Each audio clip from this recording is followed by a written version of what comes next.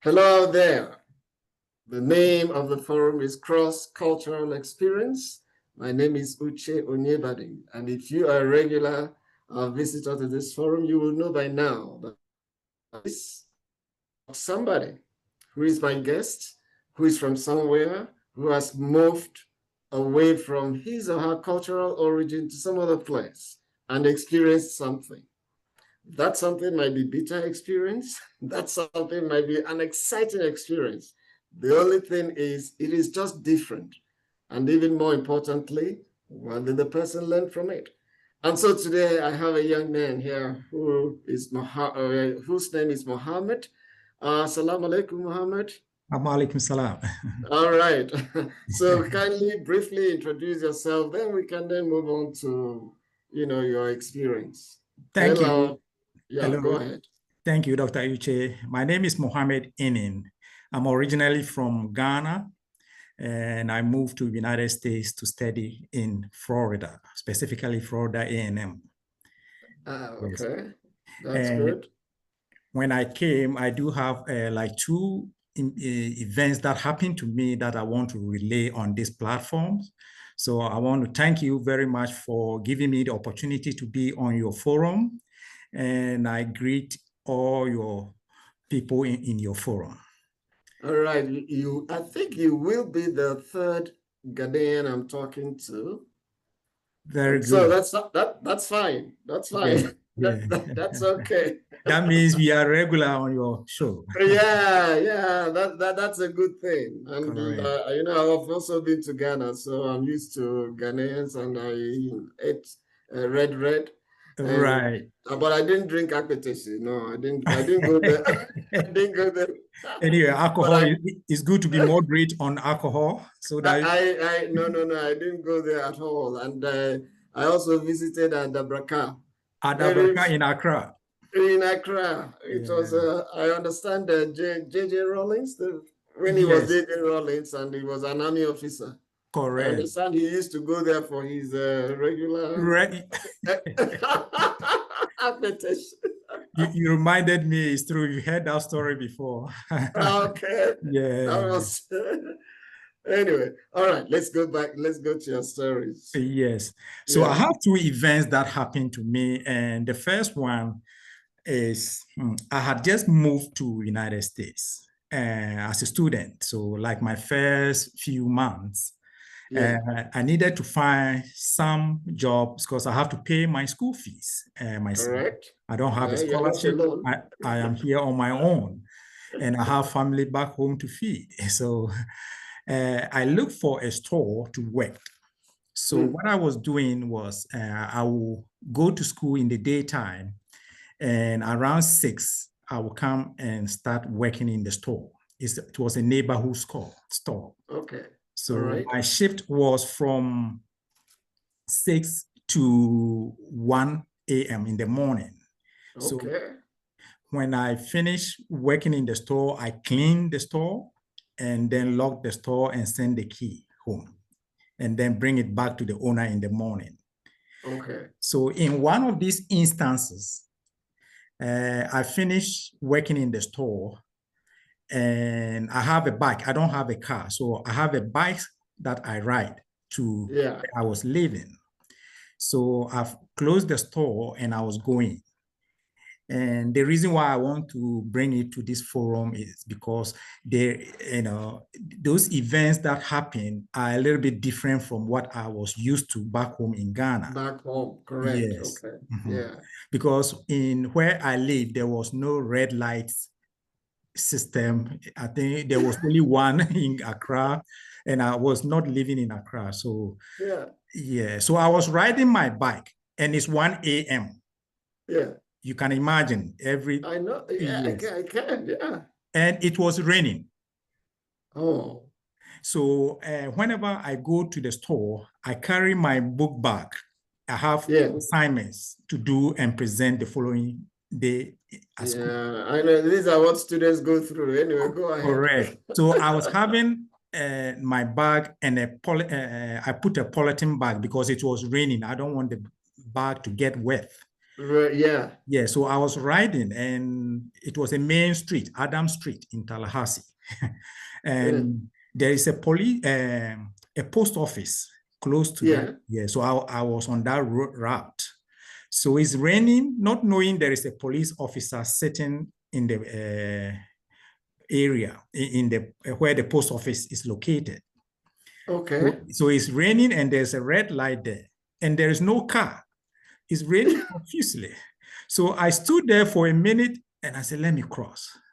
Let me just go. Go, yeah, because the red was on, the green wasn't there.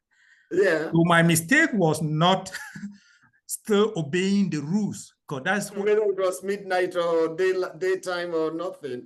Yeah, this is 1 a.m. Yeah. Midnight.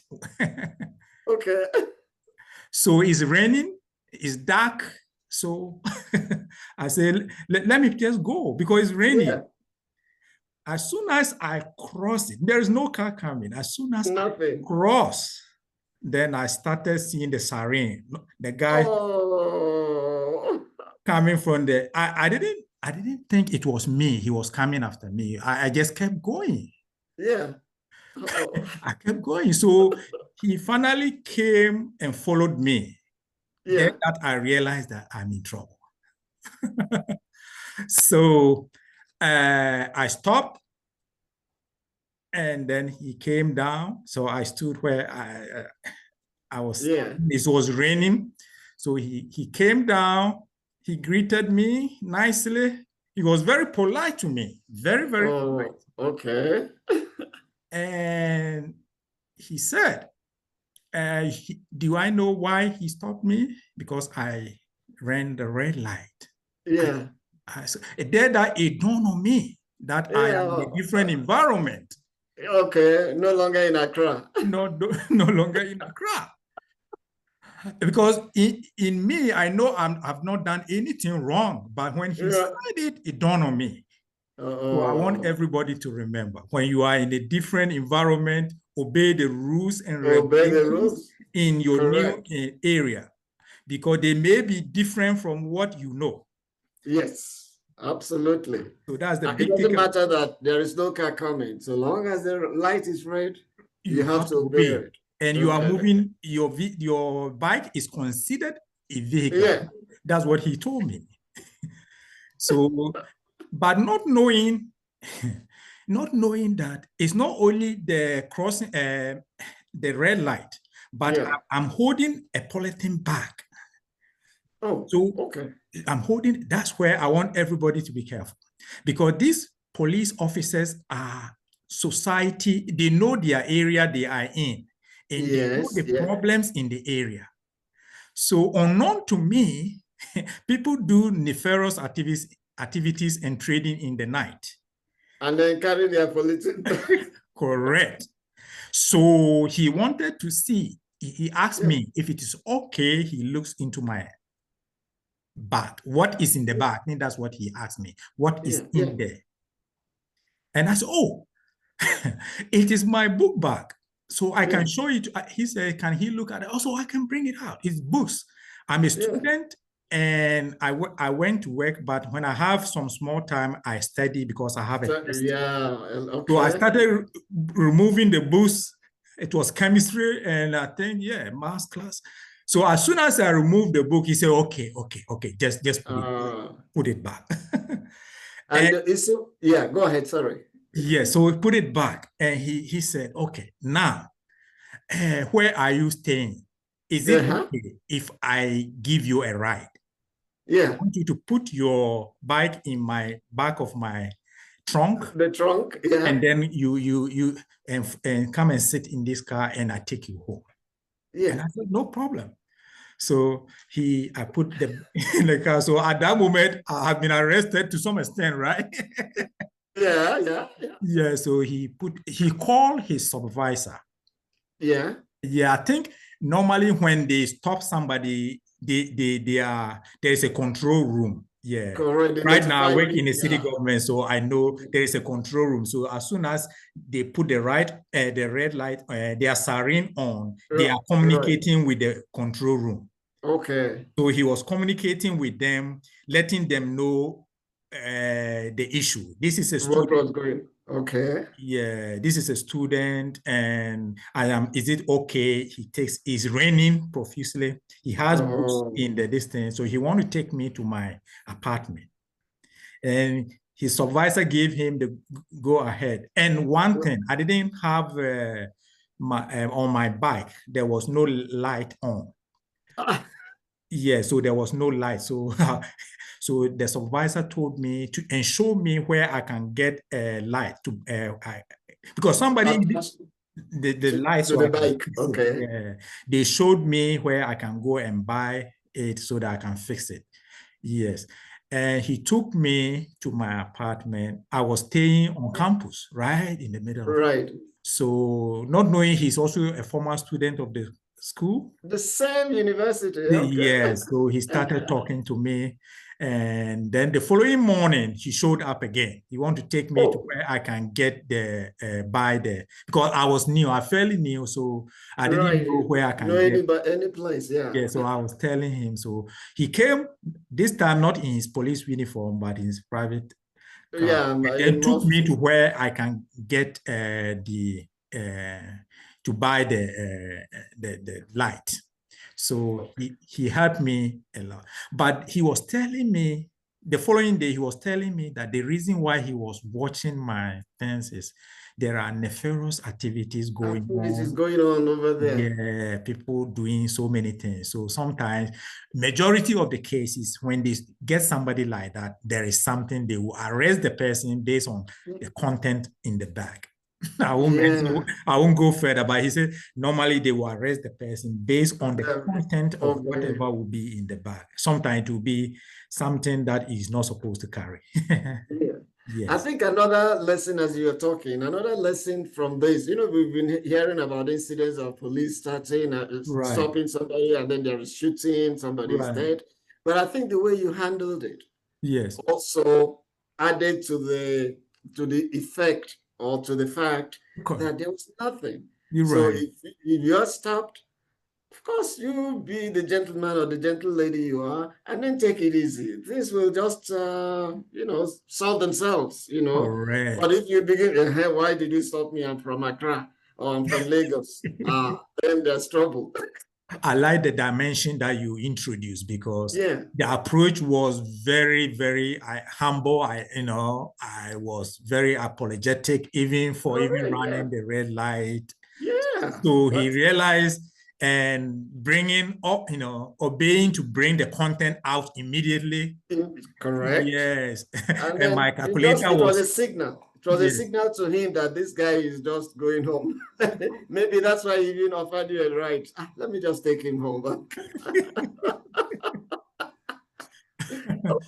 Yeah, and he got to know where I was staying, and we became friends, honestly. And then he showed up the following day. Yeah, he showed up the following day. Okay. He helped me a lot even after. I can't mention all of them.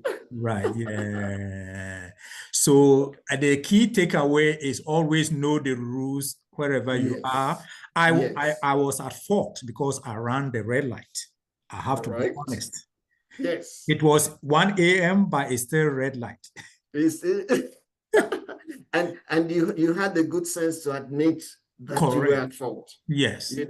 And then the other coincidence is that you found a policeman who was also a gentleman. Correct. He did not make any assumptions. He wanted to, de-escalate, not to escalate the problem, the issue. Right. Yeah. Yeah, but he even though he was nice and everything, he still wanted to do the inspection. He had to do his job. So they will be nice to you and everything. You also to be nice, but they will do what they are supposed to do. They are there for a purpose. This is something. I mean, it goes really with the spirit of this forum. Correct. Now, when you move out of your cultural environment and then move into a new place, well, you have an obligation to obey the rules, obey the regulations, do what you're supposed to do, and don't think you are sealed back. I'm sure if it was in Accra, A policeman stops you at that time, you might say, hey, my friend, what is wrong with you? Oh, yes, my approach would have been different, right? Yeah, and majority of us, that's how the Yeah, way. you might even be the person to tell him, hey, police, what are you still doing here? Why don't you just go home? Don't you have a house? Yes, but this event, helped me a lot. He showed up the following morning, took me, we Yeah. became friends. So that's one event. Yeah. Yes, the second event, that is Yes. a little bit, is still with police. Oh, Now, okay. I have got another organization, a big one. I'm working. Right. It's also a store. Yeah. And I have gone to work. Yeah. Usually I work in the afternoon shift. So I go to school in Yes. the morning. School in the morning. Okay, Right. that's right. And remember, this city is a college town. So Okay. Friday nights are, very, The very, students' night. Yeah. yes. After all the week they spend, so now, and I didn't know that students in this community do those kind of things. Back home at the University of Ghana, it wasn't like that. Yeah. But here, hey, on weekends, students really have good time. Yes. Very good time. Yes. So they hit the streets. So I'm working in a store, it's a gas station, and they come there to buy stuff, different kinds of stuff. Uh-huh. And on Friday night, Saturday night, there will be lines. Hey. In a gas station whereby people just come one and go. But on Friday and Saturday, everybody is coming and picking something to go and drink. Drink. Hey. Wow. So there's a lineup. I haven't seen that line before since I started working. So I was a little bit shivering, and my manager was there. So I wanted to do what I'm supposed to do, so I get good ratings. Yeah. Not knowing it was rather going to get me in trouble. Oh. So look what happened. Another experience. Everybody on the line is a student. TikTok. Yeah. TikTok. So I think everybody is above 20. When I see TikTok in my environment, I know they are grown human beings. They are not young ones, honestly. Yes. So I'm supposed to, when people are buying drinks, alcohol, you are supposed to show ID. ID, yes. Oh my goodness. Let's obey the rules and regulations wherever you find yourself. Yeah. So I see a lot of people and they are all grown. So I decided the line is long. So I wanted to be fast. So I move, instead of IDing them, I ID a couple of people. You use your eyes. Yes, I ID a few, and then the line was still getting thick. So I stopped the IDing and then moving faster. Okay. Because they are all TikTok, there's no young person I see in the distance. Yeah. Not knowing that because police have to check that the stores are obeying the rules, ID people, they sometimes do a scoop. They go with people underage intentionally to some stores. To see what will. Yes, to see if they will ID them before they sell the alcohol to them. Right. In my case, I was IDing everybody though. When I got to that TikTok, and the person behind him looked elderly, he doesn't look like a student. So I said, no, he's not knowing he's a police officer. Oh. And the one in front of him, taller than him, he himself is 17 years.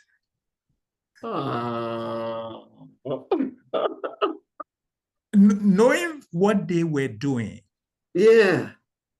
Immediately, I collected the money. He was buying a Budweiser. Okay. Yeah, it's not supposed to. Yeah, that's not. You have to ID the person. In where I was, Florida, you have to be 21. Yes. Yes. So as soon as I collected the money, the officer showed his ID. I did you now. And he said, step aside. My manager is right there with me, in there. Right there. He saw me doing IDing them, Yes. IDing everybody. When it got to that particular one, Hey. he said, I saw you doing ID everybody. Yeah, why this one? I used my intuition thinking that, oh, TikTok like that, the line is long. Everybody's. So guys on this platform, wherever you move from, wherever you are, don't assume that because somebody is TikTok, this thing, they are grown. No. Right. Obey the rules. I did not obey the rules. And this one, they cannot forgive me because it's a state event they were doing. They have to do scoops and go and report to the state governor that these stores are obeying the rules or they are not. They write their report. So you happen to be. So now they kick me out. They take me out. Now my manager took over. Now the case is between me and the police. now I am outside. Within like 5 minutes, I was happy selling my stuff. Now the next 5 minutes, I am now writing a report. But the police officer, I think he realized something. Okay. He called a backup. And the backup that came, guess what? Was the guy who got me the first time and took me home. You are not serious. He called a backup. So the backup that came was this guy. The same one, Eugene. He's the one. Oh my goodness. And normally when they do the scoop, right?